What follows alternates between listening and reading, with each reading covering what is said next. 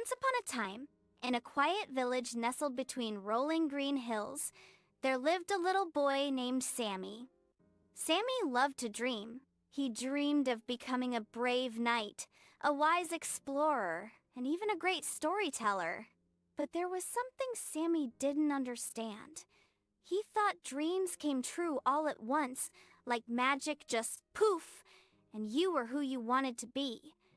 So instead of practicing his reading, he'd leave his books closed. Instead of helping with chores, he'd say, "I'll do it tomorrow." Instead of learning to play his flute, he left it on the shelf to gather dust. One evening, an old storyteller came to the village square. She carried a lantern that glowed brighter than the stars. Sami ran up to her and asked, "Grandmother, how do people make their dreams come true? Is there a secret spell?" The old woman smiled kindly and said, "My child, destiny is not written in the stars. Destiny is written in your habits." Sami blinked. "Habits? What are those?" She held up her lantern. "Every little thing you do each day is like lighting a lantern. Read one page, you light a lantern.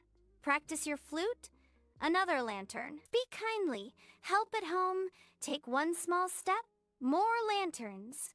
One by one, they shine, and together they light the path to your dream." That night, Sami thought about her words. The next morning, instead of saying, "I'll do it tomorrow," he opened his book and read one page. He lit a lantern. The next day, he practiced his flute for just a few minutes. Another lantern. The day after, he helped his mother carry water. Another lantern. Slowly, his path began to glow brighter and brighter. And as weeks turned into months, Sami noticed something magical. He was becoming stronger, kinder, wiser, just as he had dreamed. And every time he lit another lantern with his small daily habits, his destiny shone a little clearer. Moral of the story: big dreams aren't built in a single day.